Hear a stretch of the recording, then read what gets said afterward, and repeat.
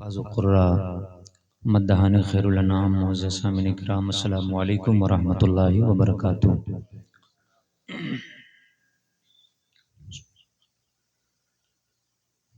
الحمد للہ الذی خلق الارض والسماوات وكل شيء اعطى والصلاة والسلام على النبي الذي لا نبي بعده وعلى آله وأصحابه أولياء الهدى أما بعد أعوذ بالله من الشيطان الرجيم بسم الله الرحمن الرحيم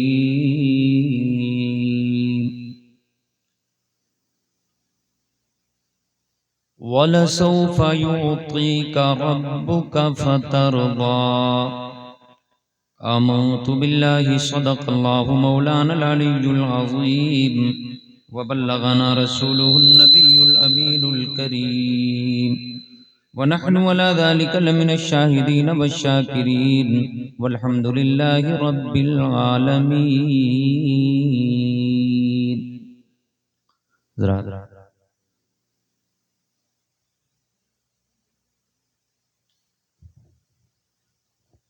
حضرات، عشاء کے بعد سے اب تک آپ نے نعتیں منقبتیں سماعت کی ہیں اور ہم آپ کے شکر گزار بھی ہیں کہ آپ عشاء کے بعد سے اب تک بیٹھے ہوئے ہیں۔ 11:30 بج رہے ہیں تقریباً۔ رات لمبی ہوتی ہے اور 11:30 یہ معمولی ٹائم نہیں ہے۔ 10:30 ہوئے تو میں ایکسٹرا چل رہا ہوں۔ میں ڈر گیا تھا کہ 11:30 ہوگا۔ 10:30 بھی مطلب برکت ٹائم ہو گیا۔ 10:30 بھی آپ نے مہمانوں کی قدر کی، مجھے بڑا اچھا لگا، خوشی بھی ہوئی۔ اب چلے جائیں، کوئی دقت نہیں ہے، کوئی پریشانی نہیں ہے۔ تھوڑی دیر ذکر و اذکار ہو جائے، میں زیادہ آپ کو بٹھاؤں گا نہیں۔ اس کے بعد ہم لوگ سلام پڑھ کر کے فاتحہ پڑھ کر کے پھر انشاءاللہ جائیں گے۔ بولیے انشاءاللہ۔ ویسے بھی کسی مردے کو بھی دفن کر کے سب فاتحہ نہیں پڑھتے ہیں، 2 4 5 10 لوگ ہی پڑھتے ہیں، باقی سب بھاگ جاتے ہیں مٹی ڈال ڈال کے۔ یہی حال محفلوں کا بھی ہوتا ہے۔ تو بھیا تم لوگ بھی تھوڑا آگے آ جاؤ، اب اس کے بعد کوئی بچہ نہیں، آگے آ جاؤ، بیٹھ جاؤ۔ وہاں مائک آپریٹر کے علاوہ باقی اگر سب لوگ ادھر آ جائیں تو زیادہ اچھا ہوگا۔ یہاں سے دکھتا نہیں ہے، لائٹ ادھر ہے، ادھر اندھیرا ہے، اور کچھ لوگ اندھیرے کا فائدہ اٹھاتے ہیں۔ اندھیرے کا فائدہ نہ اٹھائیے، آ جائیے، آگے آ جائیے۔ وہاں مشین کے پاس بیٹھنے سے آپ کو کچھ نہیں ملے گا، اور محفل میں بیٹھنے سے سننے پر ثواب تو وہاں بھی ملے گا، لیکن محفل میں آپ بیٹھیں گے تو فرشتوں کے نورانی پروں کے نیچے ہوں گے، اس کا آپ کو الگ فائدہ ملے گا۔ بولیں انشاءاللہ۔ ہاں، تو محفلوں میں اسی لیے بلایا جاتا ہے۔ محفلوں میں جتنا آپ آگے رہیں گے اتنا ہی آپ کا فائدہ ہوگا، اور دینی کام میں آپ جتنا آگے رہیں گے اتنا ہی فائدہ ہوگا۔ تو ان چیزوں کو ماشاءاللہ سمجھدار لوگ ہیں، سمجھتے ہیں، بغیر نام لیے ہوئے بھی آگے۔ اب آپ کہیں تو سلام پڑھ کر کے محفل ختم کر لی جائے، یہ آپ کے اوپر ڈیپینڈ کرتا ہے۔ کہیں تو تھوڑا سا ہم بھی کچھ کہہ لیں، ورنہ جیسا آپ بتائیں، ہم تو آپ کے گھر کے ہیں۔ ویسے بھی کچھ لوگوں کو ہم سے اچھی خاصی الرجی ہے، ان کو وہ آئیں تو نہیں ہیں، لیکن میں جانتا ہوں کہ انہیں نیند بھی نہیں آئی ہوگی۔ محفل میں بھی نہیں آتے ہیں، انہیں نیند بھی نہیں آتی ہے۔ تو جب نیند نہیں آتی ہے تو محفل میں آؤ، محفل میں آؤ، کام بنے گا، اللہ نے چاہا تو نبی کے غلام بنو گے۔ بولے نا انشاءاللہ۔ لیکن انہیں ٹینشن میں نیند نہیں آتی ہے۔ ہم یہاں کسی کو ٹینشن دینے تھوڑے نہیں آئیں گے، ہم ویسے بھی یہاں کم آتے ہیں، آپ جانتے ہیں، بہت مختصر ٹائم کے لیے آتے ہیں، چلے جاتے ہیں۔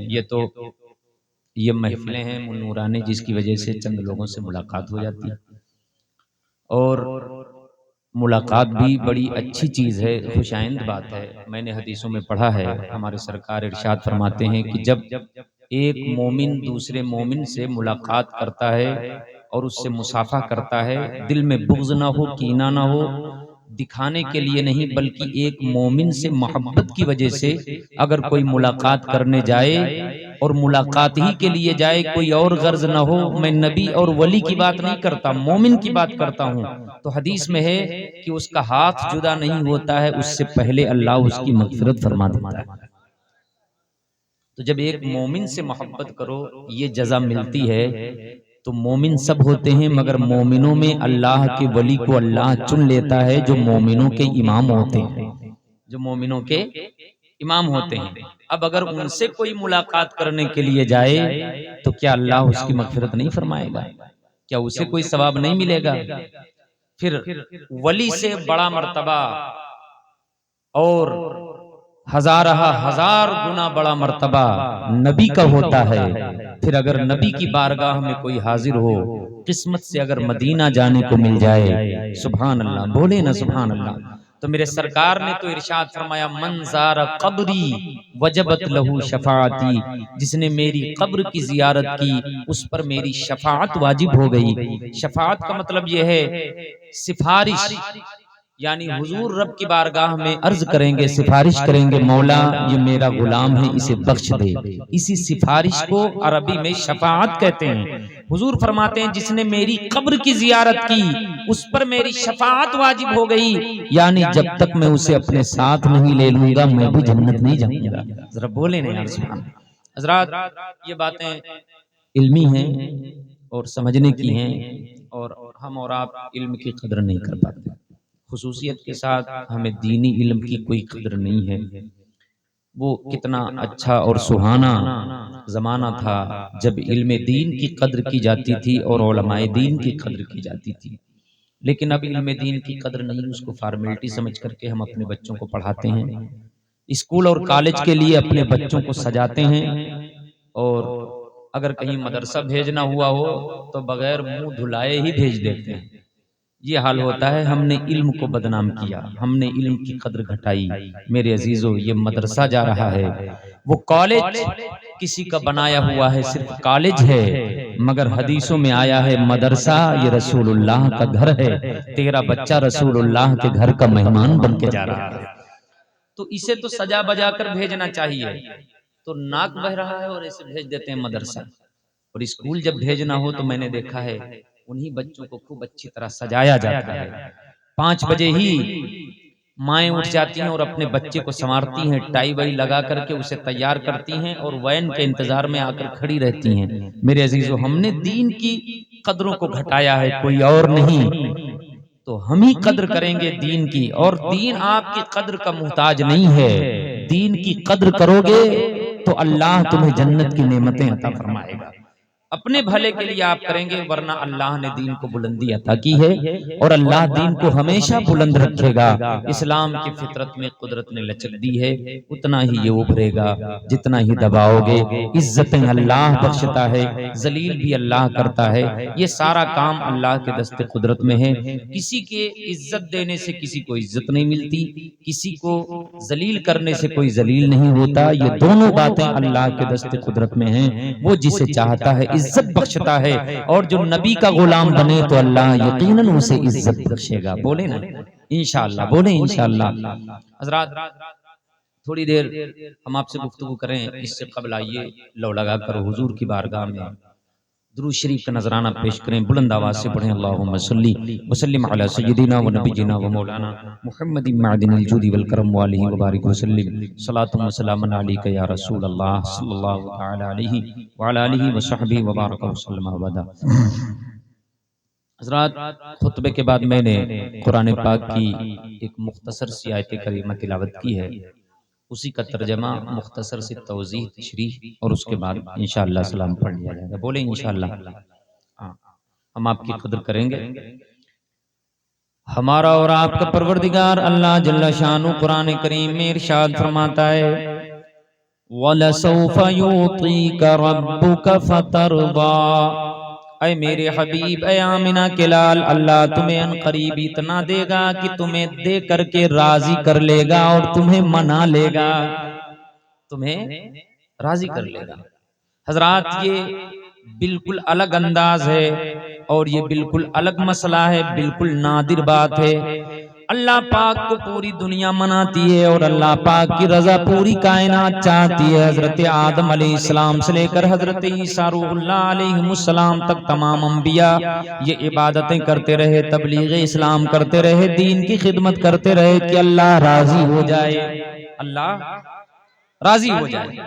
حضرات تمام غوث، قطب، اقطاب، ابدال، اجیاد، افراد جتنے اللہ کے نیک بندے ہیں، یہ سب کے سب عبادتیں، ریاضتیں اس لیے کرتے ہیں، قرآن کی تلاوتیں اس لیے کرتے ہیں، نمازوں کی پابندی اس لیے کرتے، صدقہ و خیرات اس لیے کرتے، ماں باپ کی خدمت اس لیے کرتے، درود شریف کی کثرت اس لیے کرتے، یہ دینی جتنے کام ہیں وہ اس لیے کرتے ہیں کہ اللہ راضی ہو جائے اور راضی ہو کر جنت عطا فرمائے، اللہ راضی ہو جائے، یہ تو مقصد ہوتا ہے۔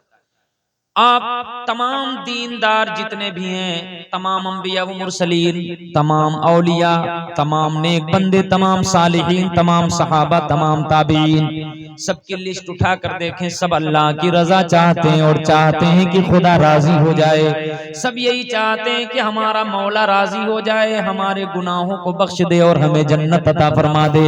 میرے عزیزو، مگر اس لسٹ سے انبیاء کرام باہر ہیں، کیونکہ انبیاء کرام گناہگار نہیں ہوتے، گناہوں سے معصوم ہوتے ہیں، وہ گناہوں سے معصوم ہوتے ہیں۔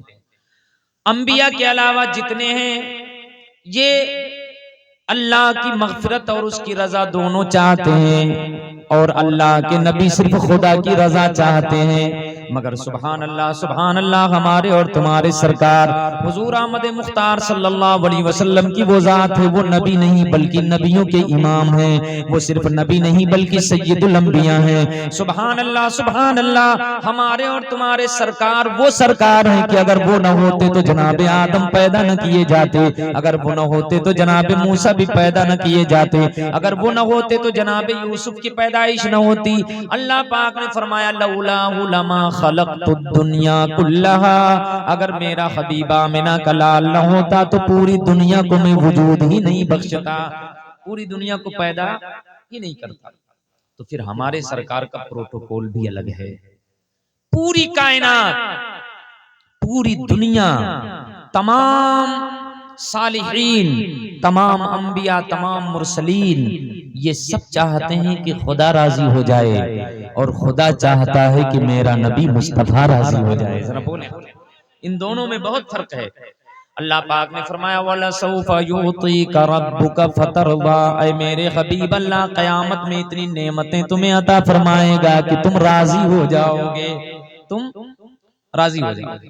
اچھا، جب قرآن شریف کی یہ آیت نازل ہوئی، حضرت جبریل امین رب کی بارگاہ سے قرآن شریف کی یہ آیت لے کر کے آئے اور نبی کی بارگاہ میں آئے۔ جب نبی نے یہ آیت سنی جبریل کی زبانی، تو میرے سرکار نے پتا ہے کیا فرمایا؟ اِذًا لَا أَرْضَىٰ وَوَاحِدٌ مِّنْ أُمَّتِي فِي النَّارِ، اللہ نے وعدہ فرمایا ہے کہ میرے حبیب میں تمہیں اتنا دوں گا کہ تم راضی ہو جاؤ گے۔ تو میرے مصطفیٰ فرماتے ہیں کہ رب کا وعدہ جھوٹا نہیں ہوتا، اب اللہ جو مانگوں گا وہ دے گا، جب تک راضی نہیں ہوں گا تب تک خدا مجھے راضی کرے گا اور مجھے عطا کرتا رہے گا۔ تو میرے سرکار فرماتے ہیں اِذًا لَا أَرْضَىٰ وَوَاحِدٌ مِّنْ أُمَّتِي فِي النَّارِ، تب تو میں اس وقت تک راضی نہیں ہوں گا جب تک میرا کوئی وفادار بھی جہنم میں ہوگا، یعنی کوئی وفادار بھی میرا جب تک جہنم میں ہوگا تب تک میں راضی نہیں ہوں گا، جب سب کو نکال لیا جائے گا تب میں راضی ہوں گا، تاکہ اس طریقے سے میرے تمام گناہگار امتی جہنم سے نکال لیے جائیں۔ ذرا بولیں، میں نے لفظ کی قید لگائی ہے، میرے گناہگار امتی، میرے وفادار۔ جہنم میں حضور کے وفادار اگر چلے بھی گئے اپنے گناہوں کی وجہ سے تو حضور کی شفاعت سے انہیں جہنم سے نکال لیا جائے گا۔ بولے نا سبحان اللہ، انہیں نکال لیا جائے گا۔ لیکن جو حضور کے گستاخ ہیں، بے ادب ہیں، جنہوں نے حضور کا کلمہ نہیں پڑھا، جنہوں نے حضور کو نہیں مانا، جنہوں نے قرآن نہیں مانا، جنہوں نے رب کو نہیں مانا، وہ ہمیشہ کے لیے جہنم میں رہیں گے۔ ان کے لیے خلود فی النار ہے، یعنی وہ ہمیشہ اس میں رہیں گے، وہ نکالے نہیں جائیں گے۔ لیکن اگر حضور کا غلام ہے، نفس کے بہکانے کی وجہ سے، شیطان کے بہکانے کی وجہ سے اگر اس نے گناہ کر لیا، بغیر توبہ کے مر گیا، تو جہنم میں ڈالا جائے گا، لیکن گناہوں کا بھگتان کر کے دوبارہ حضور کی شفاعت سے نکالا جائے گا۔ ذرا بولے نا سبحان اللہ۔ بخاری شریف کی حدیثوں کا خلاصہ یہ ہے کہ حضور نے فرمایا کہ جنہوں نے بڑے بڑے گناہ کیے ہوں گے، جیسے ماں باپ کو ستایا ہوگا، نمازیں چھوڑی ہوں گی، جھوٹ بولے ہوں گے، یہ سب گناہ کبائر ہیں، کبیرہ گناہ ہیں، اور بغیر توبہ کے مر گیا ہوگا تو جہنم میں ڈالا جائے گا۔ لیکن اگر رائی کے دانے کے برابر بھی ایمان سینے میں ہے تو اس کا دل نہیں جلے گا اور پورا بدن جل جائے گا۔ آخر میں لاسٹ میں حضور فرماتے ہیں کہ میں شفاعت کروں گا جہنم کا گیٹ کھلوا کر کے، اللہ مجھے یہ اجازت دے گا کہ جس کے سینے میں رائی کے دانے کے برابر بلکہ اس سے کم، بلکہ اس سے بھی کم اگر ایمان ہے تو اللہ مجھے یہ اجازت دے گا کہ انہیں نکال کر کے دوبارہ جنت لے کے آؤں۔ ذرا بول دینا ایک بار سبحان اللہ۔ حضرات یہ حدیثیں بخاری اور مسلم حدیث کی بڑی بڑی کتابوں میں یہ روایت موجود ہے۔ حضرات میرے سرکار ہمیں وہاں کام آئیں گے جہاں کوئی کام نہ آئے۔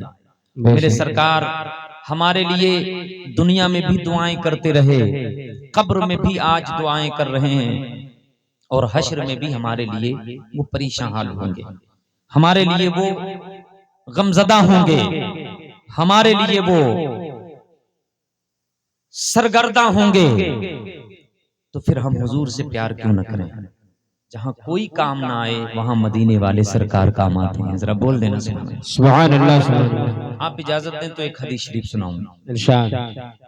اب ایسے نہیں، ایک بار درود شریف پڑھ لو تاکہ ذہن فریش ہو جائے۔ پڑھیں اللہم صلی وبارک علی سیدنا و مولانا محمد صلاۃ و سلام علیک یا رسول اللہ صلی اللہ علیہ وسلم صلی اللہ تعالی علیہ وعلی آلہ وصحبہ وبارک وسلم۔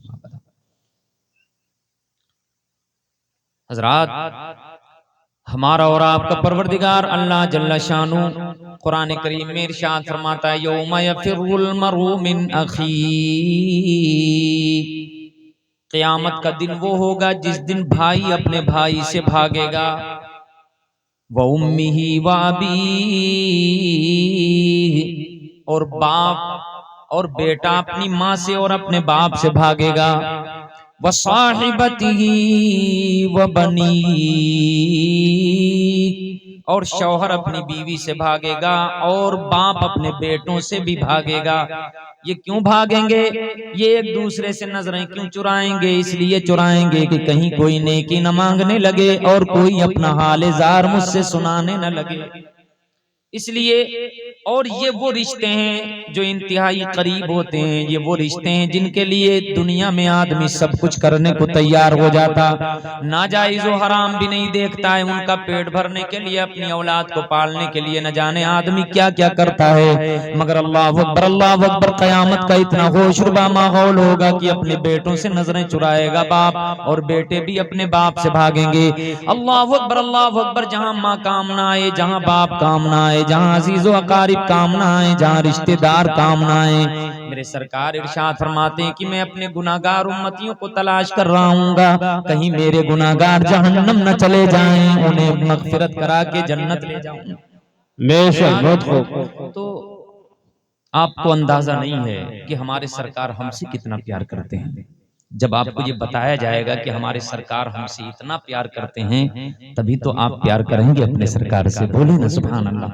اچھا ہمیں معلوم ہو کہ فلاں ہم سے بڑی محبت کرتا ہے تو آٹومیٹک ہمیں بھی اس سے محبت ہوگی، ہمیں بھی اس سے لگاؤ ہوگا، لیکن اگر ہمیں پتا ہو کہ وہ ہم سے محبت نہیں کرتا ہے تو ہمیں بھی محبت نہیں ہوگی۔ محبت طرفین سے ہوتی ہے، ایک سائیڈ سے نہیں ہوتی ہے، بلکہ ٹو سائیڈڈ محبت ہوتی ہے۔ میرے عزیزو، جب ہمارے سرکار ہم سے بے انتہا پیار کرتے ہیں تو ہم غلاموں کا بھی حق بنتا ہے کہ ہم سرکار سے بے انتہا پیار کریں، اور یہ ہمارا حق ہی نہیں بنتا ہے بلکہ ہمارے اوپر یہ فرض ہے۔ اگر حضور سے محبت پوری کائنات سے زیادہ نہ ہو تب تک بندہ سچا پکا مسلمان، بولو سچا پکا مسلمان نہیں ہو سکتا۔ بخاری شریف کتاب الایمان کی حدیث سے میرے سرکار ارشاد فرماتے ہیں لا یؤمن احدکم حتی اکون احب الیہ من والدہ وولدہ والناس اجمعین کہ اے لوگو تم میں سے کوئی بھی اس وقت تک کامل مومن نہیں ہو سکتا جب تک اپنے باپ سے زیادہ اپنی اولاد سے زیادہ بلکہ کل جہان سے زیادہ مجھ سے محبت نہ کرے سبحان اللہ محبت نہ کرے. یہ بخاری شریف کی حدیث ہے. تو حضور سے محبت نہ ہو تو آدمی مسلمان نہیں ہو سکتا. اب حضور سے کتنا پیار ہونا چاہیے؟ اتنا پیار ہونا چاہیے کہ حضور کی عزت و ناموس کا مسئلہ آئے تو سب کچھ قربان کر ڈالے مگر حضور کی عزت میں فرق نہ آنے دے. یہ شریعت نے متعین کیا ہے. ذرا بولیں. یہی وجہ ہے کہ آپ جب تاریخ اسلام کا مطالعہ کریں گے تو آپ دیکھیں گے کہ صحابہ حضور کے پیچھے پیچھے جنگ بدر میں، جنگ احد میں مسجد جانا بڑا آسان ہے، جنگ میں جانا آسان نہیں ہوتا ہے. یہ جنگوں میں صحابہ حضرت ابوبکر، عمر، عثمان، علی، طلحہ، زبیر، سعد، سعید، یہ 1.25 لاکھ صحابہ حضور کے پیچھے پیچھے ہر جنگ میں ہیں اور اپنی اولاد چھوڑ کر، اپنے ماں باپ چھوڑ کر، سب کو چھوڑ کر حضور کے پیچھے ہیں تاکہ حضور کا دین بلند ہو. اور اس جنگ میں وہ شہادتیں بھی قبول کر لیتے ہیں، ان کی گردنیں بھی اڑا دی جاتی ہیں، لیکن وہ حضور کا ساتھ نہیں چھوڑتے ہیں تاکہ زمانہ دیکھ لے میں مصطفیٰ کے جام محبت کا مست ہوں. یہ وہ نشہ نہیں جسے ترچھی اتار دے. تو حضور کی محبت صحابہ کرام کے دلوں میں بے انتہا تھی اور حضور سے بڑا پیار کرتے تھے صحابہ. اسی لیے اللہ نے انہیں یہ اجر عطا فرمایا کہ ہمارا اور تمہارا ڈکلیئر نہیں ہے کہ جنت میں جائیں گے، جہنم میں جائیں گے، کیسے خاتمہ ہوگا، یہ کوئی گارنٹی ہماری نہیں ہے. لیکن صحابہ کرام کا حال یہ ہے کہ اللہ نے فرما دیا وَكُلٌّ وَعَدَ اللَّهُ الْحُسْنَى.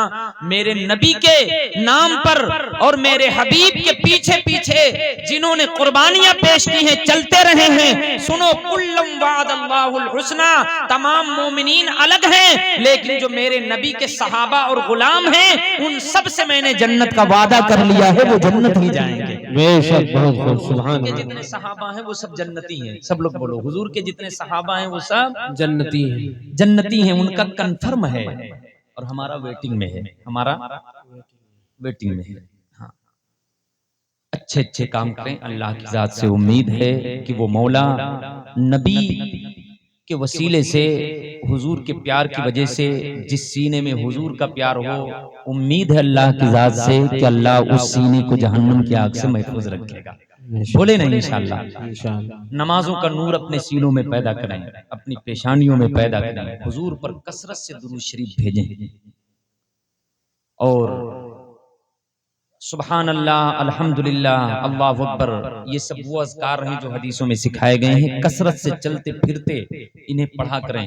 موبائل میں ہمارا نوجوان رات کے 3 بجے تک لگا رہتا ہے، جب تک سینے پر 2-4 مرتبہ موبائل نہ گرے تب تک وہ سوتا نہیں ہے، پھر 10 بجے تک سوتے ہیں. میرے عزیزو، یہ موبائل آپ کا کچھ نہیں کر پائے گا، لیکن آپ کو جو وقت ملتا ہے اگر حضور پر درود بھیجیں گے تو حدیث شریف میں ہے من صلی علیہ صلاۃ واحدہ، حضور فرماتے ہیں جس نے مجھ پر 1 مرتبہ درود بھیجا صلی اللہ علیہ 10 صلوات، تو مجھ پر وہ 1 مرتبہ رحمت بھیجتا ہے، تتکال اللہ اس بندے پر 10 رحمتیں ٹرانسفر کر دیتا ہے.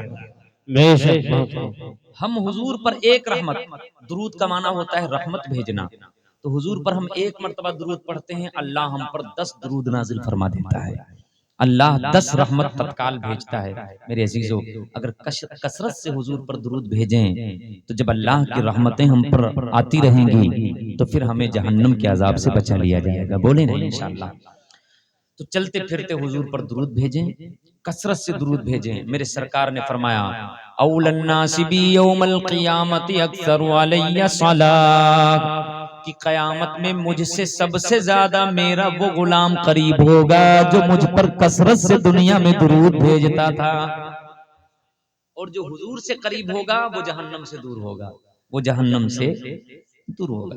حدیث شریف کی بڑی فضیلتیں ہیں، کبھی انشاءاللہ موقع ملا تو ہم آپ کو بتائیں گے. مجھے بہت مختصر انداز میں تقریر کرنی ہے، تب تک ادھر کام ہو جائے. کچھ مہمان ہمارے کھانا بھی کھا رہے ہیں، میں سب دیکھ رہا ہوں، ادھر سے سب کچھ نپٹ جائے، اس کے بعد میں بھی نپٹ جاتا ہوں ایک دم سے. ایک بار دونوں ہاتھوں کو اٹھا کر کے کہیں یا رسول اللہ، یا حبیب اللہ، یا نبی اللہ. ایک بار درود شریف اور پڑھیں، بلند آواز سے پڑھیں. درود شریف کی فضیلت سنیے، پڑھیں نا محبت سے. اللہم صلی وسلم علی سیدنا و نبینا و مولانا محمد معدن الجود والکرم علیہ وبارک وسلم. صلاۃ و سلام علیک یا رسول اللہ صلی اللہ تعالی علیہ وعلی آلہ وصحبہ وبارک وسلم ابدا. حضرات، میں نے کہا تھا کہ حضور ہم سے بے انتہا پیار کرتے ہیں. میں نے اپنی طرف سے نہیں کہا. سنیے، ہمارے اور تمہارے سرکار ارشاد فرماتے ہیں، حدیث کی کتابوں میں، سینکڑوں کتابوں میں یہ روایت، یہ حدیث موجود ہے. میرے سرکار فرماتے ہیں کہ اللہ پاک نے ہر نبی کو 3 دعائیں عطا فرمائیں. خصوصی طور پر اسپیشل انداز میں 3 دعائیں اللہ پاک نے ہر نبی کو عطا فرمائیں کہ یہ 3 دعائیں جب بھی میرا نبی مانگے گا میں اسے عطا کر دوں گا. میں اسے، اور ان 3 دعاؤں میں وہ جو مانگے اسے دے دیا جائے گا. جو مانگے، سب لوگ بولو، جو مانگے اسے دے دیا جائے گا.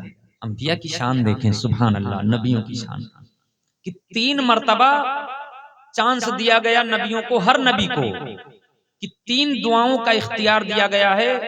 پہلی میں جو مانگو گے دے دیا جائے گا، پھر ایک بار جو مانگو گے دے دیا جائے گا، پھر تیسری بار جو مانگو گے وہ دے دیا جائے گا.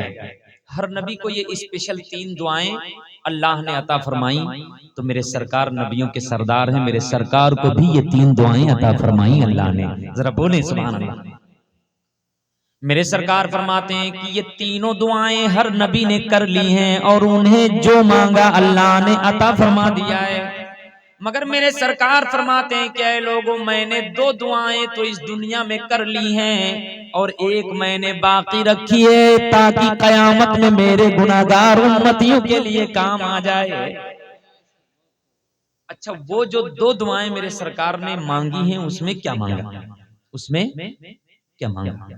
ہم حضور کے غلام ہیں تو حضور کی ہر بات پر ہماری نظر ہونی چاہیے. حضور نے وہ جو 2 دعائیں مانگی ہیں اس میں کیا مانگا؟ حضور نے مال مانگا، اپنی بیٹی کے لیے مانگا، اپنے داماد کے لیے مانگا، اپنے خاندان کے لیے کچھ مانگا. کیا مانگا؟ اگر وہ سنیں گے تو مجھے یقین ہے کہ حضور سے آپ کو قلبی لگاؤ ہوگا انشاءاللہ. بولے نا انشاءاللہ. بہت سنجیدگی کے ساتھ، بہت ہڑبڑ ہم نہیں کر پائیں گے تاکہ باتیں آپ سمجھ پائیں، اور جلدی مجھے ختم بھی کرنا ہے. ہمارے اور تمہارے سرکار آمنہ کے لال صلی اللہ علیہ وسلم ارشاد فرماتے ہیں کہ اے میرے غلاموں، میں نے وہ جو 2 دعائیں مانگی ہیں وہ کیا مانگا ہے میں نے سنو. ان 2 دعاؤں میں نے کیا مانگا؟ پہلی دعا میں نے مانگا اللہم اغفر لی امتی، اے میرے مولا میری امت کی مغفرت فرما دے، انہیں جہنم سے آزادی دے دے. تو پہلی دعا میں حضور نے کیا مانگا؟ ہماری مغفرت. سب لوگ بولو ہماری بخشش مانگی. اب بچی پہلی دعا مانگ لی حضور نے، اب بچی 2 دعائیں. میرے سرکار فرماتے ہیں دنیا میں نے دوسری دعا بھی مانگی، مگر دعا میں نے کیا مانگا؟ دوسری دعا میں بھی میں نے یہ مانگا اللہم اغفر لی امتی، اے میرے مولا میرے غلاموں کی مغفرت فرما دے، میری امت کی مغفرت فرما دے. اچھا، حضور چاہتے تو کچھ بھی مانگ لیتے. 3 دن تک حضور کے گھر میں چولہا نہیں جلتا تھا، حدیثوں میں موجود ہے. میرے سرکار کبھی کبھی ایک کھجور کھا کر کے پورا دن گزار دیتے تھے. اگر حضور چاہتے سونا مانگ لیتے، حضور چاہتے جنت کی نعمتیں مانگ لیتے، حضور چاہتے پراپرٹی مانگ لیتے، اور مانگنے کی کیا ضرورت ہے؟ حدیث میں ہے، مسلم شریف کی حدیث ہے، حضور نے فرمایا لو شئت لصار الجبال معی ذہبا. اللہ نے مجھے یہ اختیار دیا ہے کہ اگر میں چاہوں تو یہ مکہ اور مدینے کے پہاڑ سونا اور چاندی بن کر میرے پیچھے پیچھے چلا کریں. ذرا ایک بار بول دینا سبحان اللہ. اگر ایک پہاڑ سونا ہو جائے تو اس سے بڑا آدمی کوئی نہیں ہوگا، اور مکے اور مدینے کے اگر تمام پہاڑ سونا اور چاندی ہو کر کسی کے پیچھے چلیں تو کائنات میں کون ہے، دنیا میں کون ہے جو اس سے زیادہ پراپرٹی والا ہوگا، اس سے زیادہ مالدار ہوگا۔ حضور کو یہ اختیار اللہ نے دیا، مگر حضور نے فقر پسند کیا، غریبی پسند کی۔ کیوں پسند کی؟ کوئی اس سے یہ نہ سمجھے کہ حضور مفلس تھے، حضور کے پاس کچھ نہیں تھا، حضور کے پاس تھا سب کچھ، مگر حضور نے دنیا پسند نہیں فرمائی۔ ذرا بولیں، کیونکہ میرے سرکار کو اپنی امت کا خیال تھا کہ میرے ماننے والے غریب بھی ہوں گے، نادار بھی ہوں گے، مفلس ہوں گے، کلاش ہوں گے، پریشان حال ہوں گے، بیمار ہوں گے، آزار ہوں گے، طرح طرح کی تکلیفوں میں وہ گزارے جائیں گے، مصائب سے گزارے جائیں گے۔ انہیں جب بھی تکلیف پہنچے تو وہ طائف کا منظر یاد کر لیں کہ قوم نے مجھے بھی پتھر مارے ہیں۔ جب بھی انہیں مصیبتیں پہنچیں، جب انہیں فاقہ کشی کرنا پڑے تو میری امت میرا گھر دیکھ لے کہ 3 دن تک میرے گھر میں چولہا نہیں جلا ہے۔ میری امت کو جب بھی کوئی پریشانی آئے تو وہ میری پریشانی دیکھ کر صبر کر لے، میرے غلام کو صبر آ جائے، اس لیے میرے سرکار نے فقر کو پسند فرمایا ہے۔ ورنہ میں نے حدیث شریف سنائی کہ حضور فرماتے ہیں اگر میں چاہتا تو یہ سونا چاندی کے پہاڑ بن جاتے سارے پہاڑ، اور میرے پیچھے پیچھے چلتے۔ اب سنیے، میرے سرکار فرماتے ہیں کہ میں نے جو دوسری دعا میں مانگا وہ اس میں بھی یہی مانگا، اللہم اغفر لی امتی، اے میرے مولا میری امت کو بخش دے۔ اب تیسری دعا بچی، میرے سرکار فرماتے ہیں وَأَخَّرْتُ الثَّالِثَةَ لِيَوْمٍ يَرْغَبُ إِلَيَّ فِيهِ الْخَلْقُ حَتَّى إِبْرَاهِيمَ۔ میرے سرکار ارشاد فرماتے ہیں، میں نے حدیث کے الفاظ پڑھے، حضور فرماتے ہیں تیسری کو میں نے مؤخر کر دیا، یعنی تیسری کو بچا کے رکھا ہے قیامت کے لیے، اس دن کے لیے جس دن پوری کائنات کے تمام ایمان والے میرے پیچھے لگے ہوں گے اور میرے پاس آئیں گے کہ میں رب کی بارگاہ میں ان کی سفارش کر کے جنت لے کے جاؤں۔ تو یہ تیسری دعا میں نے بچا کے رکھی ہے کہ جب سب میرے پاس آئیں گے تو میں اپنے گناہگار امتیوں کے لیے ان کی مغفرت طلب کروں گا رب سے، اور اللہ اسے قبول کر لے گا، اللہ اسے قبول کر لے گا۔ اب آپ بتائیے میرے سرکار ہمارے کتنے خیر خواہ ہیں، تینوں دعائیں سرکار نے ہماری ہی خیر خواہی میں رکھی۔ 2 دعائیں مانگی، اس میں بھی سرکار نے ہماری مغفرت مانگی، اور تیسری دعا جو باقی رکھی ہے اس میں بھی سرکار ہماری شفاعت فرمائیں گے۔ ذرا بول دینا یار سبحان اللہ، اس میں بھی سرکار ہماری شفاعت فرمائیں گے۔ اب حدیث کا آخری ٹکڑا ہے حتی ابراہیم، میرے سرکار فرماتے ہیں کہ مومنین، صالحین، نبیین، مرسلین سب میری طرف نظریں گڑائے ہوئے ہوں گے، میری طرف دیکھ رہے ہوں گے۔ نبی معصوم عن الخطا ہوتا ہے، نبی گناہگار نہیں ہوتا، نبی سے گناہ نہیں ہوتا، لیکن حضور فرماتے ہیں کہ اللہ پاک مجھے قیامت میں ایک جھنڈا عطا فرمائے گا جسے لواء الحمد کہتے ہیں، وہ جھنڈا میرے ہاتھ میں دیا جائے گا، میں وہ جھنڈا لے کر کھڑا ہوں گا۔ اب اس جھنڈے کے نیچے جتنے ایمان والے ہیں وہ سب آ جائیں گے، جناب آدم اس جھنڈے کے نیچے آ جائیں گے، جناب یوسف اس جھنڈے کے نیچے، تمام انبیاء و مرسلین سب اس جھنڈے کے نیچے، تمام اولیاء کاملین، تمام مومنین اسی جھنڈے کے نیچے آئیں گے، اور اس جھنڈے کے نیچے آ کر کے کیا کریں گے؟ یحمدنی فیہ الاولون والآخرون، سب جھنڈے کے نیچے آئیں گے، اور جھنڈے کے نیچے آنے کے بعد میں میری تعریف کریں گے۔ یہ اللہ پاک کا حکم ہوگا کہ وہ میری تعریف کریں، وہ میری تعریف کریں گے، اور میں اللہ کی بارگاہ میں سجدے میں جاؤں گا، اور سجدے میں جا کر میں اپنے رب کی تعریف کروں گا، میں اپنے رب کی تعریف کروں گا۔ حضرات اب آپ بتائیے کہ یہ قیامت کا حال ہے کہ ہر نبی میرے سرکار کے جھنڈے کے نیچے، تاکہ دنیا دیکھ لے کہ جس کو میں نے اپنا حبیب بنایا ہے اس کی شان کوئی معمولی نہیں ہے، ہر نبی میرے نبی کے جھنڈے کے نیچے ہے۔ ذرا بول دینا یار سبحان اللہ۔ یہ حدیث کی کتابوں میں حدیث موجود ہے، کاش لوگ پڑھتے اور سمجھتے کہ اللہ نے ہمیں اپنے حبیب کا دامن عطا کیا ہے، اللہ نے ہمیں وہ نبی عطا فرمایا ہے جو تمام نبیوں کا بھی امام ہے۔ ذرا بولیں تو سبحان اللہ۔ لیکن قدر والے ہی قدر والوں کی قدر جان پاتے ہیں، جب ہم پڑھیں گے ہی نہیں، جب ہماری نسلیں قرآن اور حدیث جانیں گی ہی نہیں، تو پھر دین کی اہمیت بھی انہیں پتہ نہیں ہوگی۔ حضرات حضور فرماتے ہیں کہ حضرت ابراہیم خلیل اللہ بھی چاہیں گے کہ میں ان کی شفاعت کروں، ان کی سفارش کروں۔ حضرت ابراہیم خلیل اللہ علیہ السلام کون ہے؟ یہ حضور کے داداؤں میں آتے ہیں، حضور کے جد کریم ہیں، حضور کے جد امجد ہیں۔ سبحان اللہ سبحان اللہ۔ اب اس سے کسی کے ذہن میں یہ نہ آئے کہ حضرت ابراہیم معاذ اللہ گناہگار ہوں گے، گناہگار نہیں ہوں گے۔ حضرت ابراہیم علیہ السلام کہیں گے کہ اے میرے پوتے، اے آمنہ کے لال، میری شفاعت کرو تاکہ میرا مرتبہ اور بڑھ جائے، میرا درجہ اور بڑھ جائے، میرا درجہ اور بڑھ جائے۔ ہاں، اور ہماری جو شفاعت ہوگی وہ ہمارے گناہوں کی مغفرت کے لیے ہوگی، تاکہ ہمارے گناہ معاف کر دیے جائیں۔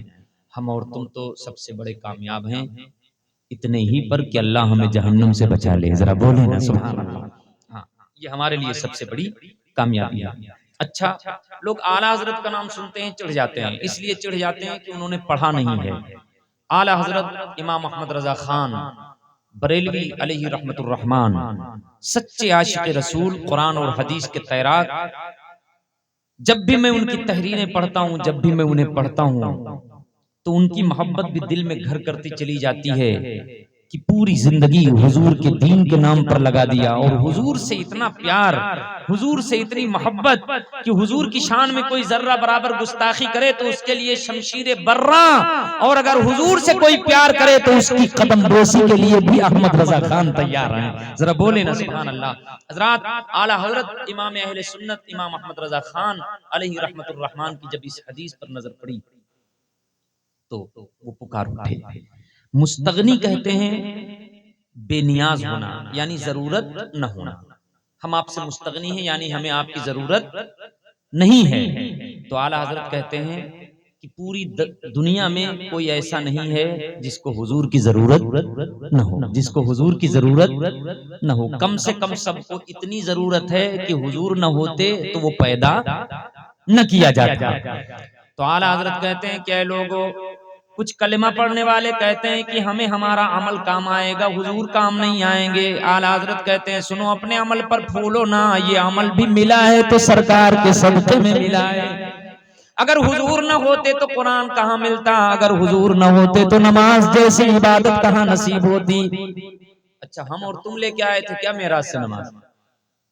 حضور لے کے آئے ہیں نا، بولے نا سبحان اللہ۔ کون لے کے آیا نماز کا تحفہ؟ حضور لائے۔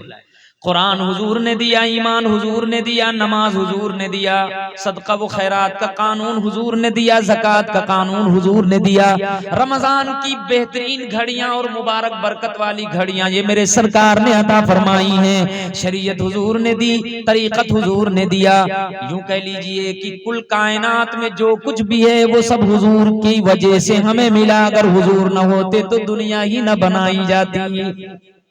تو حضور کا پوری دنیا پر احسان ہے، پوری دنیا پر احسان ہے۔ اعلیٰ حضرت امام اہل سنت کہتے ہیں کہ وہ جہنمی ہی ہوگا جو حضور سے مستغنی اور بے نیاز ہو، ورنہ حضور کی ضرورت تو سب کو ہے۔ وہ جہنم میں گیا جو ان سے مستغنی ہوا، وہ جہنم میں گیا جو ان سے مستغنی ہوا، ہے خلیل اللہ کو حاجت رسول اللہ کی۔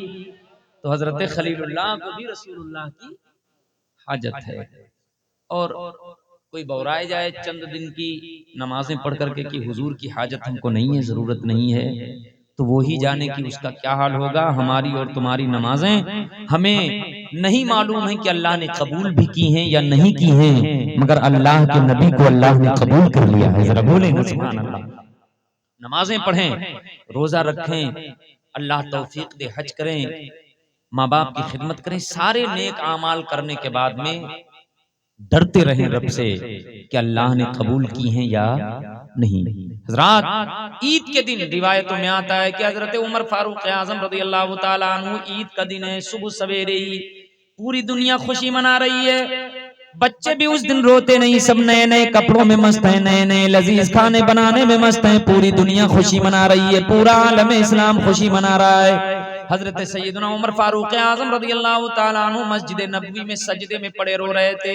لوگ آئے, انہوں نے پوچھا کہ اے امیر المومنین آج بچے بھی نہیں روتے, کیا ہوا ہے کہ آپ رو رہے ہیں؟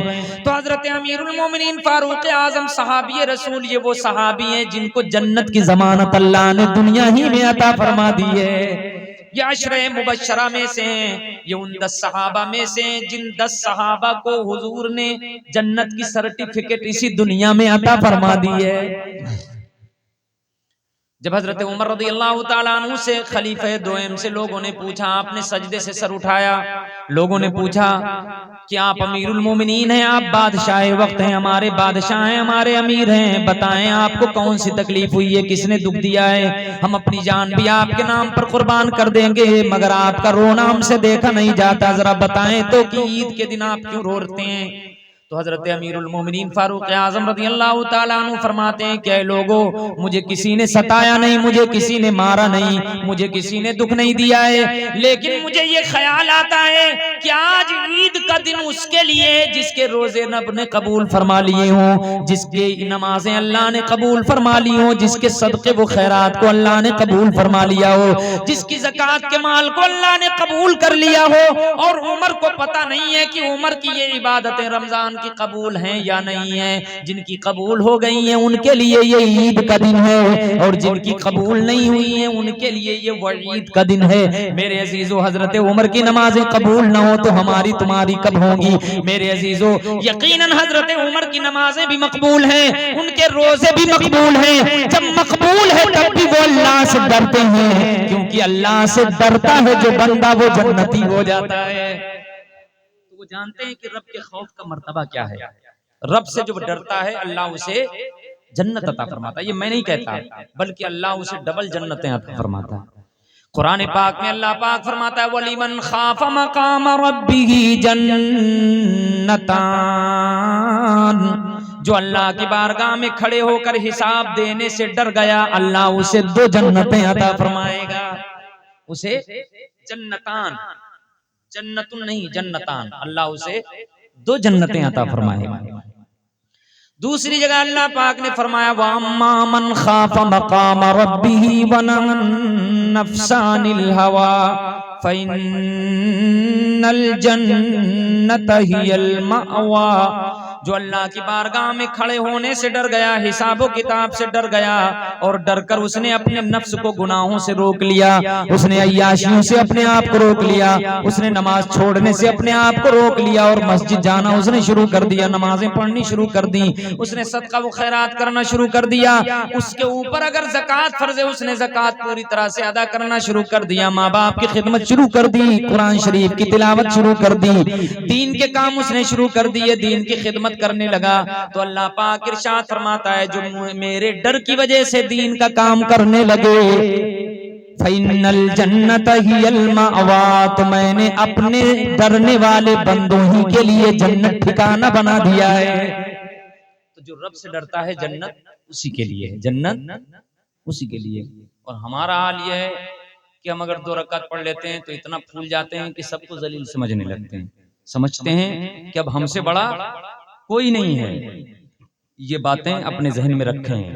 حضرت صدیق اکبر رضی اللہ تعالیٰ عنہ صحابی رسول ہیں, پہلے خلیفہ ہیں, اور یہ بھی ان صحابہ, ویسے تو صحابہ سب جنتی ہیں, مگر حضور نے 10 صحابہ کا نام لے لے کر کے کہا. پہلے نمبر پر کسے کہا؟ ابو بکر فی الجنہ. اے میرے یارو سنو, اے میرے صحابہ سنو, ابو بکر کو جنت کی سرٹیفکیٹ تمہارا نبی دیتا ہے کہ ابو بکر دنیا میں چاہے جب تک رہیں, لیکن یہ جب دنیا سے جائیں گے تو اللہ انہیں جنت ہی عطا فرمائے گا. ذرا بولیں نا. حضور نے فرمایا عمر فی الجنہ, عثمان فی الجنہ, علی فی الجنہ, سعد فی الجنہ, سعید فی الجنہ, زبیر فی الجنہ. 10 صحابہ کرام کے نام حضور نے گنائے کہ یہ سب جنتی ہیں. حضور کی بات ٹلتی نہیں ہے, حضور جو کہتے ہیں رب وہی کرتا ہے. ذرا بولیں نا سبحان اللہ. اور حضور وہی کہتے ہیں جو رب چاہتا ہے, جو رب چاہتا ہے. حضور اپنی مرضی سے کچھ نہیں کہتے. حضور جو بھی فرماتے ہیں اپنی زبان اقدس سے وہ اللہ کا ہی فرمان ہوتا ہے, اللہ ہی کا. زبان حضور کی ہوتی ہے, کلام میرے مولا کا ہوتا ہے. ذرا بول دینا سبحان اللہ. یہ بھی میں اپنی طرف سے نہیں کہتا، اللہ پاک نے قرآن پاک میں فرمایا وما ينطق عن الهوى ان هو الا وحی یوحى، میرا نبی اپنی خواہش سے کچھ نہیں کہتا، جب میں حکم دیتا ہوں تو میرا نبی امت کو پہنچا دیتا ہے۔ ذرا بول دینا یار سبحان اللہ۔ تو یہ بھی اللہ کا حکم ہے کیا کہ ابو بکر جنتی، عمر جنتی، عثمان جنتی، علی جنتی۔ اب حضرت ابو بکر کو جنت کی سرٹیفکیٹ مل گئی، مجھے بتائیے ہمیں اور آپ کو کون سی سرٹیفکیٹ ملی ہے؟ کوئی نہیں نا، سب ویٹنگ میں ہے۔ اللہ ایمان پر خاتمہ دے دے، یہ اللہ کا کرم ہے، ذرا بولے نا سبحان اللہ۔ اللہ تعالی ہم سب کو ایمان پر خاتمہ عطا فرمائے، آمین کہہ لیجئے۔ رات کے اس حصے میں نہ جانے کس کی قبول ہو جائے، سب کا کام بن جائے۔ ایمان پر موت آئے، یہ سب سے بڑی نعمت ہے، یہ سب سے بڑی نعمت ہے۔ اب حضرت ابو بکر صدیق جنتی ہیں، مگر جو جنتی ہوتا ہے وہ رب سے ڈرتا ہے۔ ہم اور تم نمازیں چھوڑتے ہیں، ڈرتے نہیں، ہم اور تم گناہ کرتے ہیں مگر رب سے ڈرتے نہیں۔ حضرت ابو بکر جنتی ہیں، دیکھو رب سے کتنا ڈرتے ہیں۔ ہمارے اور تمہارے پہلے خلیفہ امیر المومنین حضرت سیدنا صدیق اکبر رضی اللہ تعالیٰ عنہ ایک بار باغ میں گئے ٹہلنے کے لیے۔ ہم اور تم جاتے ہیں تو صرف منورنجن کرتے ہیں، صرف ہنسی مذاق اور مستیاں کرتے ہیں، مگر یہ اللہ والے ہیں، ہر ذرے کو دیکھ کر کے انہیں خدا یاد آتا ہے۔ بولے نا سبحان۔ حضرت ابو بکر صدیق رضی اللہ تعالیٰ عنہ باغ میں گئے، دیکھا ایک پرندہ چہچہا رہا تھا، چہچہا کر کے دوسری ڈالی پر گیا، دوسری ڈالی سے تیسری ڈالی پر گیا، اس شاخ سے اس شاخ پر، اس شاخ سے اس شاخ پر چوں چوں کرتا ہوا وہ پرندہ دوڑتا پھر رہا ہے۔ حضرت ابو بکر صدیق نے جب پرندے کو دیکھا تو رونے لگے، آنکھوں سے آنسو جاری ہوئے، داڑھی بھیگ گئی۔ جو ساتھ میں تھے انہوں نے کہا کہ حضور آپ کو رونے کی کیا ضرورت ہے، یہ پرندہ چہچہا رہا ہے، آپ کے دل کو کیا تکلیف ہوتی ہے، کیا اس کی خوشی آپ کو دیکھی نہیں جاتی؟ حضرت ابو بکر صدیق رضی اللہ تعالیٰ عنہ نے ایک سرداہ کھینچی اور سرداہ کھینچ کر کے کہا تمہیں پتہ نہیں ہے اللہ کی بارگاہ میں کھڑے ہو کر کے حساب و کتاب دینا یہ کوئی معمولی نہیں ہے، مہینے دو مہینے کا حساب دینا ہو تو بھاری پڑتا ہے، پوری زندگی کا حساب اللہ کی بارگاہ میں دینا ہے، وہ بھی اس بارگاہ میں جہاں زبان پر تالا مار دیا جائے گا، ہاتھ بولیں گے، پاؤں بولیں گے، چمڑیاں بولیں گی، پوری زندگی کا حساب کیسے دیا جائے گا؟ کہاں میں نے زندگی گزاری ہے، کیسے گزاری ہے؟ اللہ کی بارگاہ میں حساب و کتاب کی معمولی چیز نہیں ہے۔ مگر میرے سرکار نے فرمایا ہے، حدیثوں میں ہے کہ یہ جانور، یہ چرند اور یہ پرند، ان سے اللہ حساب نہیں لے گا۔ ہاں ان کا معاملہ اتنا ہوگا کہ انہوں نے اگر آپس میں کسی کو ستایا ہوگا تو انہیں بدلہ دلا دیا جائے گا اور پھر انہیں مٹی کر دیا جائے گا۔ جب انہیں مٹی کر دیا جائے گا تو کافر اس وقت تمنا کریں گے، یقول الکافر یا لیتنی کنت ترابا، کافر بھی کہیں گے کاش میں بھی مٹی ہو جاتا، جہنم کا عذاب نہ چکتا، جہنم کے عذاب نہ دیے جاتے، پیپ اور مواد پینے کو نہ دیا جاتا، تھوہڑ نہ کھانے کو دیا جاتا، طرح طرح کے عذابات سے ہمیں نہ گزارا جاتا، لیکن میرے عزیزو ہمیں مٹی نہیں کیا جائے گا، ہمیں جہنم یا جنت دو جگہیں ہیں، دونوں میں سے کسی ایک میں ڈالا جائے گا۔ دعا کریں اور حضور سے سچا پیار کریں کہ اللہ حضور کے پیار میں ہمیں جنت عطا فرما دے، آمین کہہ لینا۔ حضرات، حضرت ابو بکر صدیق رضی اللہ تعالیٰ عنہ کہتے ہیں کاش میں پرندہ ہوتا تو مٹی کر دیا جاتا، رب کی بارگاہ میں مجھ سے حساب نہ لیا جاتا، لیکن میں انسان ہوں، رب کی بارگاہ میں حساب دینا ہے، اس لیے ابو بکر کا رونگٹا کانپتا ہے۔ میرے عزیزو، اللہ کی بارگاہ میں حساب کوئی معمولی چیز نہیں ہے، پوری زندگی کا حساب دینا ہے۔ جوانی کہاں گزاری، بچپن کہاں گزارا، بڑھاپا کہاں گزارا، اپنے شب و روز کہاں گزارے، دن کہاں گزارا، رات کہاں گزاری۔ میرے عزیزو یہ معمولی چیز نہیں ہے، اگر 10 سال کا حساب ہو تو بھاری ہے، پوری زندگی کا حساب بس حال یہی ہے، اب خدا ہی میری کشتی کو بچائے تو بچے، ظلمتیں یاس کی ہے، شام ہے طوفانوں کی، بس اللہ کی ذات سے امید ہے اور حضور کی ذات پر بھروسہ ہے کہ اللہ نے اپنا حبیب ہمیں عطا کیا ہے اور شفیع المذنبین بنا کر بھیجا ہے۔ اگر ہماری خطائیں رنگ لائیں گی، اگر ہمارے گناہ ابھر کر سامنے آئیں گے تو اللہ نے ایک سہارا بھی ہمیں عطا کیا ہے کہ محمد عربی ہمارے گناہوں کی مغفرت طلب فرمائیں گے۔ ذرا بولیں نا۔ اس لیے میرے عزیزو ہم حضور کا نام لیتے ہیں، حضور کا ذکر کرتے ہیں، حضور سے پیار کرتے ہیں اور حضور ہی ہمیں کام آئیں گے، حضور ہی ہمیں، سب لوگ بولو، حضور ہی ہمیں کام آئیں گے۔ میرے سرکار نے ارشاد فرمایا کہ اے لوگو سنو، میں بڑے بڑے پاپیوں بڑے بڑے مجرموں کی شفاعت کروں گا اور انہیں جنت لے کے جاؤں گا۔ ایک جگہ تو میرے سرکار نے فرمایا اترونھا للمتقین، کیا تم لوگ یہ سمجھتے ہو کہ میری شفاعت صرف پرہیزگاروں کے لیے ہے؟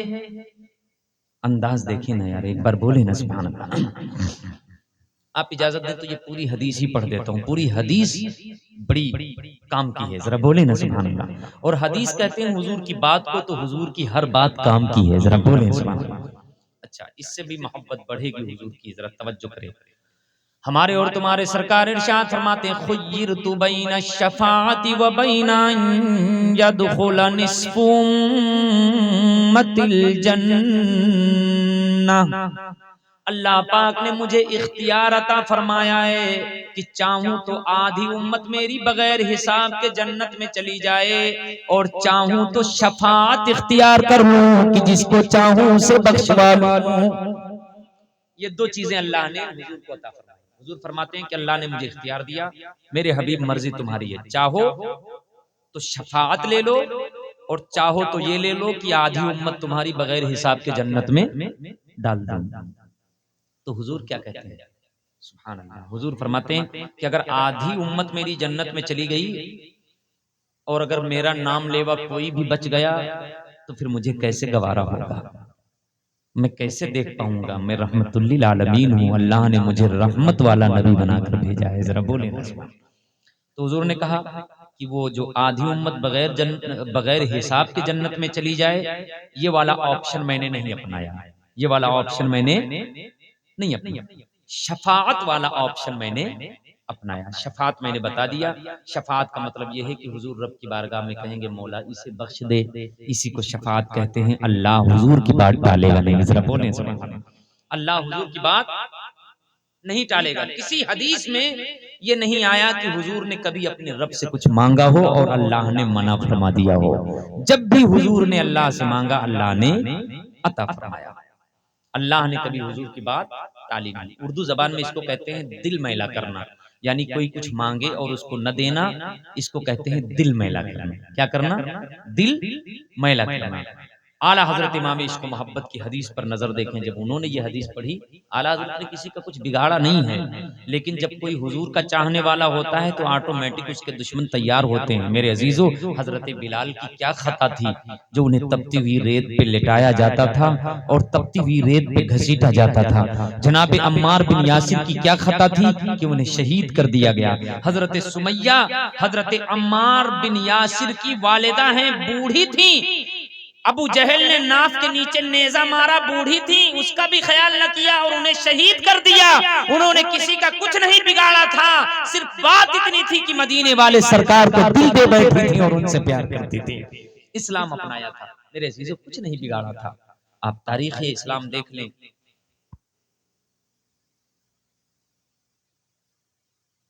کہ میں قیامت والے دن جس غلام کی چاہوں اس کی شفاعت کر کے جنت لے کے جاؤں۔ تو میرے سرکار ارشاد فرماتے ہیں اخترت الشفاعہ، میں نے شفاعت اختیار کیا ہے، لِأَنَّهَا أَعَمُّ وَأَكْفَى، اس لیے کہ یہ عام ہے اور کافی ہے۔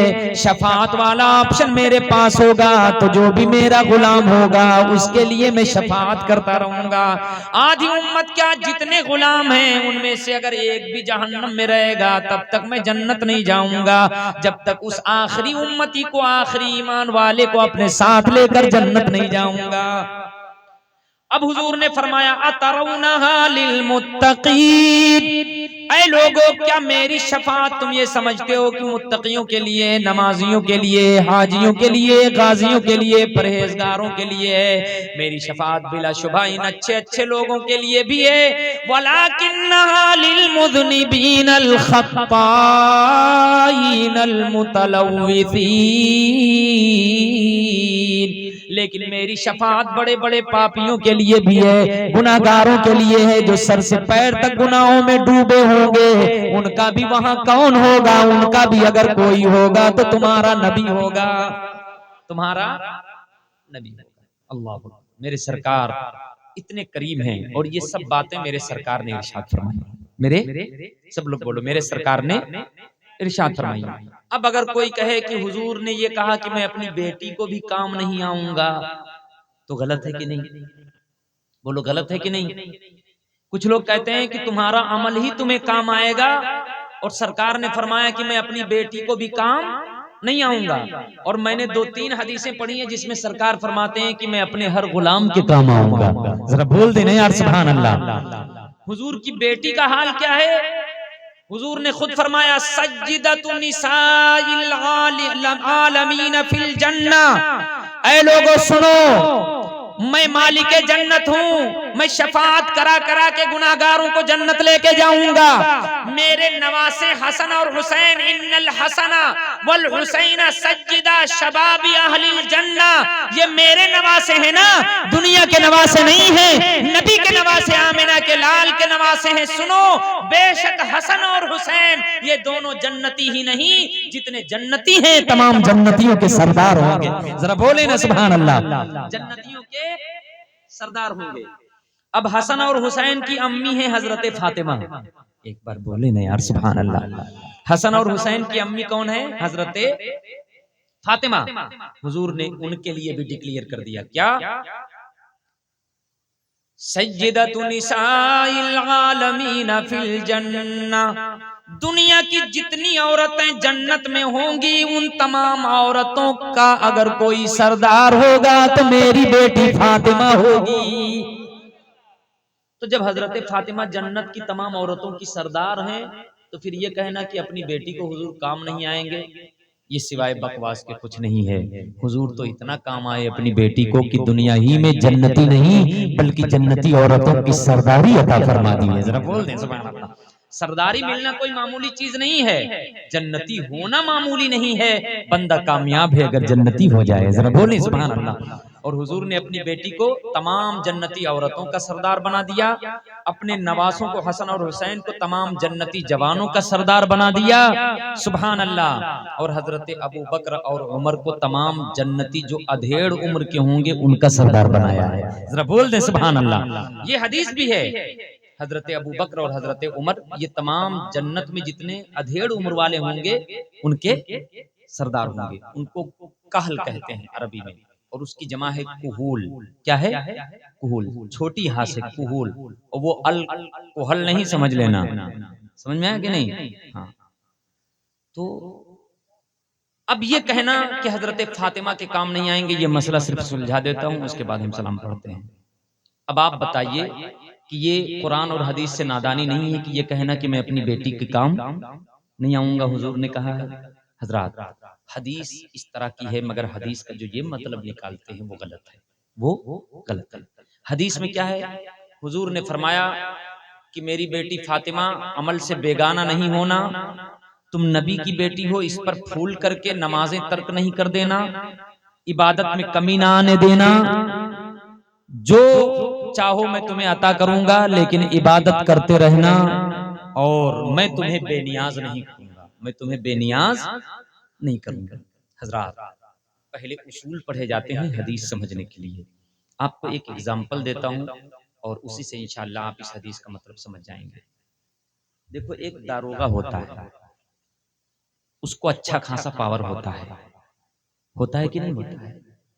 ڈی ایم اس کا ایس ڈی ایم سے بھی بڑا پاور ہوتا ہے، لیکن ڈی ایم جو پورے ضلع کا مالک ہوتا ہے وہ بھی اپنے بچے کی تربیت کرتا ہے، تو یہ نہیں کہتا ہے کہ بیٹا جاؤ خوب شراب پیو، میں تو ڈی ایم ہوں۔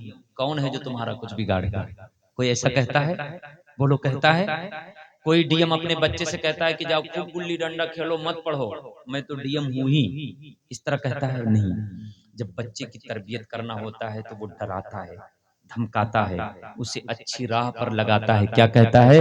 بیٹا یہ نہ سمجھنا ڈی ایم ہوں بچا لوں گا، اگر شرارت کرو گے تو میں بھی تمہاری طرفداری، اگر شرارت کرو گے تو میں بھی تمہاری طرفداری نہیں کروں گا، لیکن اگر بیٹے پر کوئی مصیبت آ جائے اور داروغہ اسے پکڑ لے جائے تو ڈی ایم اپنی پوری طاقت لگا دے گا کہ نہیں لگا دے گا؟ اگر اس کا بیٹا جیل جانے لگے ڈی ایم کا تو وہ اپنی طاقت پوری لگائے گا کہ نہیں لگائے گا؟ تو یہ تربیت کے لیے میرے سرکار نے ارشاد فرمایا کہ بیٹی فاطمہ تمہارے ابو نبی ہیں اور امام الانبیاء ہیں، نبیوں کے سردار ہیں، اللہ نے शफाअत भी अता फरमाई है, मालिक जन्नत भी बनाया है, लेकिन तुम इस बात पर न भूलना कि तुम्हारे नबी इमामुल अंबिया है और अमल से बेगाना हो जाओ। रब से डरना बंद कर दो, तहज्जुद पढ़ना बंद कर दो, इबादतें बंद कर दो। नहीं सुनो, मैं तुम्हें इतना काम आऊंगा कि तमाम जन्नती औरतों का मैंने तुम्हें सरदार बनाया है, मगर जो जितने बड़े मर्तबा का होता है अपने रब से उतना ही डरता है। इसलिए मेरी बेटी फातिमा, तुम कभी रब से डरना बंद नहीं करना, रब से डरना बंद नहीं करना। और ये लोग जो रातों रात मुफ्ती बनते हैं, इन्होंने हदीस का क्या मतलब निकाला कि बस ये 4 रकात नमाज क्या पढ़ी, अब हुजूर की भी जरूरत नहीं है, हुजूर की भी जरूरत नहीं है। और उसको दूसरा माना पहना दिया, क्या? अब हुजूर की बेटी है ना हजरत फातिमा, तो हुजूर ये नहीं कहेंगे कि मैं इमामुल अंबिया हूँ, बेटी गुनाह जो चाहो करो, नहीं। हुजूर तरबियत फरमाते हैं, हुजूर पूरी दुनिया को अपने रब से मिलाने आए, हुजूर पूरी दुनिया को इंसानियत सिखाने आए। तो हुजूर की बेटी भी तमाम बेटियों में सबसे अफजल व आला हो, दुनिया देखे कि फातिमा की इबादत लाजवाब है। बोले ना सुभान अल्लाह। फातिमा का रब से डरना ये लाजवाब है, फातिमा का काम करना लाजवाब है। अजीजान गिरामी, हजरत अली फरमाते हैं कि हुजूर की बेटी हजरत फातिमा घर की चक्की अपने हाथ से चलाती थी, कुएं से पानी निकालती थी, सीने पर निशान पड़ गया था। हजरत अली ने एक बार भेजा, हुजूर के पास पहले गुलामी चलती थी, गुलाम बहुत सारे आए थे। सुन लीजिए, मैंने वादा किया था लेकिन ये बात निकल ही आई है, तो सुन लीजिए कि तरबियत हुजूर ने किस तरह की थी। एक बार बोल देना सुभान अल्लाह। तो तरबियत का आप गलत मतलब ना निकालें, ये मतलब ना निकालें कि हजरत फातिमा के हुजूर काम नहीं आएंगे। हुजूर तो पहले ही काम आ चुके कि जन्नती औरतों का सरदार बना दिया है। बोले सुभान अल्लाह। मगर हजरत फातिमा ने कभी नमाज तर्क की, कभी रोजा छोड़ा? हजरत फातिमा ने रब का खौफ कभी तर्क किया? नहीं। दुनियादार नहीं रही बल्कि दीनदार बनकर रही हजरत फातिमा। हजरत अली रज़ी अल्लाह ताला अन्हु, हजरत अली की बीवी हैं हजरत फातिमा रज़ी अल्लाह ताला अन्हा, हुजूर के दामाद हैं हजरत अली। हजरत अली खुद अपने शागिर्द से, हजरत अली एक रिवायत बयान करते हैं, कहते हैं कि सुनो, मेरी ज़ौजे मोहतरमा हुजूर की बेटी हजरत सैयदा फातिमा तय्यबा ताहिरा रज़ी अल्लाह ताला अन्हा, हसनैन करीमैन की अम्मी जान, घर की चक्की खुद अपने हाथों से पीसती थीं और आटा निकाल करके फिर वो रोटी बनाती थीं, घर का काम काज करती थीं, झाड़ू बर्तन पूरा करती थीं। उसकी वजह से उनके कपड़े भी मैले और कुचैले हो जाते थे। मेरे अजीजों, ये हजरत अली फरमाते हैं। और हजरत खातून जन्नत फातिमा जहरा का हाल ये था कि कुएं से पहले पानी निकाला जाता था, कुएं से पानी निकालती थीं और हसनैन को पानी पिलाती थीं, मुझे भी पानी पिलाती थीं। कुएं से डोल और रस्सी से पानी खींचा जाता है, तो रस्सी से पानी खींचने की वजह से सीने में रगड़ की वजह से सीने में रस्सी के निशान पड़ गए थे। हजरत अली ने देखा कि बड़ा कामकाज पड़ जाता है फातिमा को, तो उन्होंने कहा कि हुजूर की बारगाह में बहुत सारे गुलाम आए हैं और बांदियां आई हैं। जो औरतें गुलाम बना करके लाई जाती थी उनको बांदी कहते थे। तो हजरत अली ने कहा कि सबको हुजूर बांट रहे हैं, तो फातिमा तुम भी जाओ, एक कोई खादिमा ले आओ ताकि काम काज में वो हाथ बटा लिया करेगी और तुम्हें ज्यादा काम काज नहीं पड़ेगा। एक बार बोल देना यार सुभान अल्लाह। हजरत अली ने भेजा, हजरत फातिमा गई, देखा बड़ी भीड़ है। हुजूर ने कहा कि बेटी क्या बात है? तो शर्म की वजह से हजरत फातिमा कुछ कह न सकी। शर्म की वजह से हजरत फातिमा इरादा तो बना के गई थी कि अब्बू जान से एक खादिमा मांग करके लाएंगी, लेकिन जब वहां गई तो फिर हिम्मत नहीं हुई। गई, हुजूर ने कहा खैरियत है, कहा खैरियत है, फिर गई और वापस यूं ही चली आई, मगर कुछ बताया नहीं। तो बेटी बेटी होती है। मेरे सरकार दूसरे दिन खुद हजरत फातिमा के घर पे तशरीफ लाए। जरा बोले ना सुभान अल्लाह। हजरत हुजूर समझ गए कि मेरी बेटी को कोई जरूरत है, तभी आई थी। जब फातिमा के घर खुद हुजूर तशरीफ लाए, पूछा क्या बात है? अब भी हजरत फातिमा ने कुछ बताया नहीं। मेरे अजीजों, काश ऐसी तरबियत हो बेटियों की। सुभान अल्लाह, बोले ना सुभान अल्लाह। आज हम और आप हैं, अपनी बेटियों को कहते हैं कि बेटी किसी की चार बात सुनना नहीं, तुम्हारे अब्बू अभी जिंदा हैं, मरे नहीं हैं, न सास को पानी देना न ससुर को पानी देना, और जो होगा निपट लेंगे। मेरे अजीजों, ये तरबियत नहीं है। बच्चियों को की तरबियत करो, تو حضور ہمارے اور تمہارے سرکار ہیں، ان کی زندگی نمونہ عمل ہے. اپنی بچیوں کی تربیت کرو تو حضور کے انداز پر تربیت کرو. ذرا بولیں نا سبحان اللہ. تو گھر چلیں گے، آپ کی بیٹی کسی گھر پر جائے گی تو گھر کا ایک عظیم فرد ہوگی. میرے عزیزو، میرے سرکار نے پوچھا تو حضرت فاطمہ نے کوئی جواب نہیں دیا، تو حضرت علی خود بڑھ کر کے بولے کہ حضرت فاطمہ ابو سے شرم کرتی ہیں کہتے ہوئے. تو حضرت علی داماد تھے، انہوں نے خود کہا یا رسول اللہ میں نے بھیجا تھا. حضرت علی نے جب کہا میں نے بھیجا تھا تو حضور نے فرمایا علی بتاؤ کیا بات ہے. حضرت علی سے حضور بے انتہا پیار کرتے تھے، ویسے تو حضور اپنے تمام غلاموں سے پیار کرتے ہیں. ذرا بولیں نا سبحان اللہ. حضرت علی داماد بھی ہیں، داماد پیغمبر ہیں. ہر داماد سے آپ جانتے ہیں کہ ہر کوئی اپنے داماد سے محبت کرتا ہے. میں تو سمجھتا ہوں جس طرح اپنی بیٹی سے ہر کوئی پیار کرتا ہے، داماد سے بھی پیار کرتا ہے. دنیا ہے باقی باپ بیٹوں میں مقدمے چل رہے ہیں تو آپ اس کو دلیل نہ بنائیں. میں بات انسانوں کی کر رہا ہوں اور خصوصیت کے ساتھ نبی کے غلاموں کی کر رہا ہوں. ذرا بول دینا یار سبحان اللہ. نبی کے غلاموں کی کر رہا ہوں. حضور نے فرمایا کہ علی بتاؤ کیا بات ہے. تو حضرت علی نے کہا حضور میں نے ہی بھیجا تھا. گھر کی چکی چلانا پڑتا ہے، پانی بھرتے بھرتے سینے پر نشان بھی پڑ گیا ہے حضرت فاطمہ کے. حسن اور حسین ان کی بھی تربیت کرنی پڑتی ہے، ان کی بھی خدمت، ان کے لیے کھانا تیار کرنا، ان کے کپڑے دھونا، پھر گھر کا کام کاج، بڑا کام کاج فاطمہ کو پڑ جاتا ہے. اور میں نے سنا تھا کہ آپ خادمہ بانٹ رہے ہیں. تو بھیا تم لائق پورا دھوئیں رے کے لیے اس کے نیچے رکھ دو، اس کے نیچے رکھ دو تھوڑا سا، بس بس وہاں رکھو، خوشبو آئے گی انشاءاللہ. ایک کام کریے وہاں رکھیے، وہاں اس پر رکھیے، رکھو تب اس کا پاور کم ہو کے آئے گا. جتنی دوری بڑھے گی اس کا پاور کم ہو جائے گا. چلیے خوشبو آئے گی انشاءاللہ. بولیے انشاءاللہ. اس کے سن لیجئے، بہت فائدے کی چیز ہے. کبھی کبھی تو موقع ملتا ہے. اچھا چراغ تلے اندھیرا رہے یہ بھی اچھا نہیں لگتا ہے. نہ جانے کہاں کہاں جانا ہوتا ہے اور گھر والوں کو کوئی فائدہ نہ ہو تو پھر پڑھا لکھا ہونا بھی میں سمجھتا ہوں کہ بے فائدہ ہے. تو بڑی خوش نصیبی ہے ہماری کہ ہم آپ کے درمیان حضور کی باتیں کر رہے ہیں اور حضور کی باتیں آپ سے شیئر کر رہے ہیں.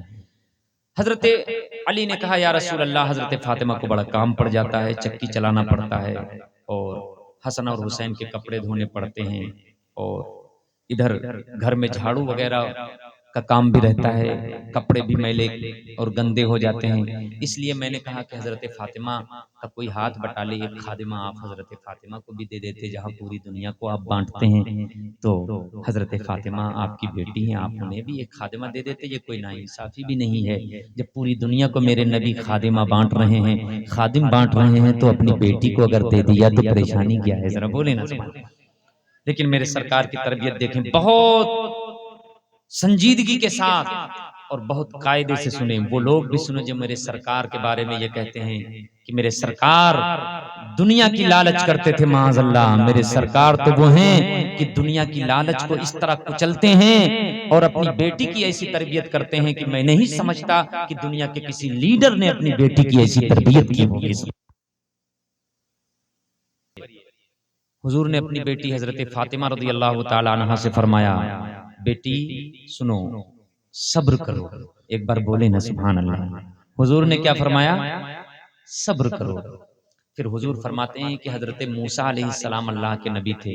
حضرت موسیٰ علیہ السلام اور ان کی بیوی، حال یہ تھا کہ حضرت موسیٰ علیہ السلام کا جو چوغا تھا یہ چمڑے کا تھا کپڑا، تو اسی کو وہ پہنتے تھے اور رات کو اسی کو بستر بنا کر کے بچھا کر کے دونوں لوگ سوتے تھے.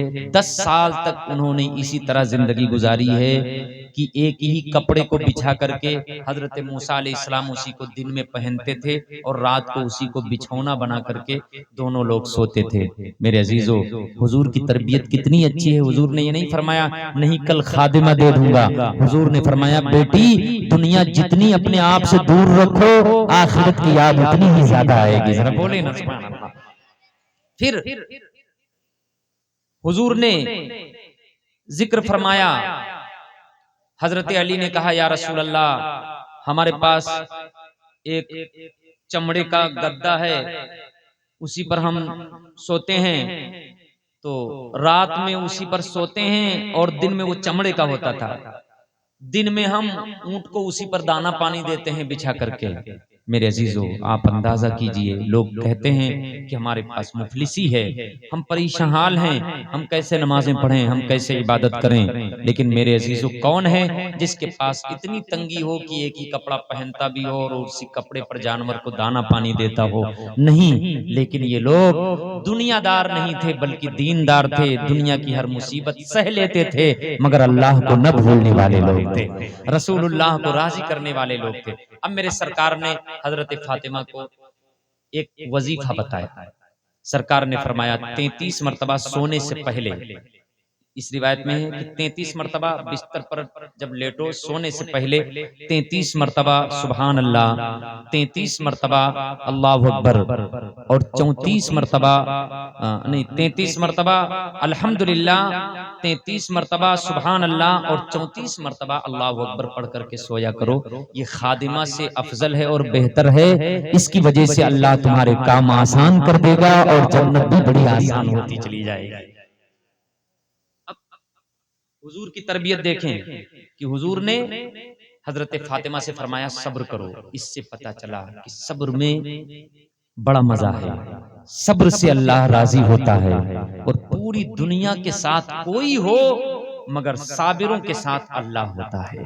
اللہ نے فرمایا ان اللہ مع الصابرین، جو صحیح معنوں میں صبر کرتے ہیں خدا ان کا ہوتا ہے، اللہ ان کے ساتھ ہوتا ہے. اور آپ نے دیکھا نہیں میدان کربلا میں امام حسین نے صبر کیا، اللہ ان کے ساتھ ہے. آج بھی اللہ ان کے ساتھ.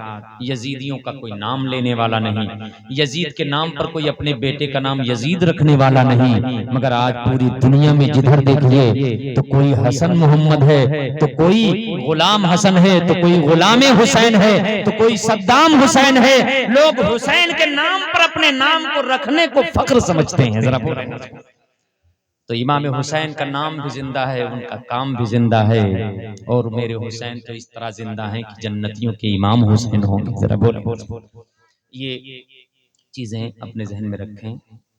نمازوں کی پابندی کریں، شریعت پر عمل کریں. دنیا چند روزہ ہے، گزرنی تو ہے ہی ہے، لیکن کامیاب ہے وہ بندہ جو حضور کا غلام بن کر دنیا سے جائے. حضور سے بے انتہا پیار کریں. حضور کی محبت اصل ایمان ہے. حضور سے جتنا پیار ہوگا اتنا ہی آپ کا عمل مقبول ہوگا اور عمل میں چاشنی ہوگی. اللہ تعالی ہمیں اور آپ کو سب کو حضور کی محبت عطا فرمائے، حضور سے بے انتہا پیار عطا فرمائے. آمین کہہ لینا. اللہ پاک حضور کی محبت ہمارے سینوں میں موجزن فرمائے. اللہ پاک شریعت مطہرہ پر عمل کی توفیق عطا فرمائے. آمین آمین بجاہ سید المرسلین علیہ الصلوۃ والتسلیم. وما علینا الا البلاغ المبین. میرے بولنے میں اگر کوئی شرعی خامی یا لغزش ہوئی ہو تو میں آپ سب کو گواہ بنا کر اللہ کی بارگاہ میں استغفار کرتا ہوں. سب لوگ مل کر پڑھیں استغفر اللہ. پڑھیے استغفر اللہ ربی من کل ذنب واتوب الیہ. استغفر اللہ ربی من کل ذنب واتوب الیہ. اور پڑھیں استغفر اللہ ربی من کل ذنب واتوب الیہ. ایک بار وہ پیارا کلمہ پڑھیں جس کلمے سے ہم حضور کی غلامی میں داخل ہوتے ہیں. پڑھیں لا الہ الا اللہ محمد الرسول اللہ صلی اللہ علیہ وسلم. السلام علیکم ورحمۃ اللہ وبرکاتہ. کھڑے ہو جائیں حضور کی بارگاہ میں ہدیہ درود و سلام پیش کریں.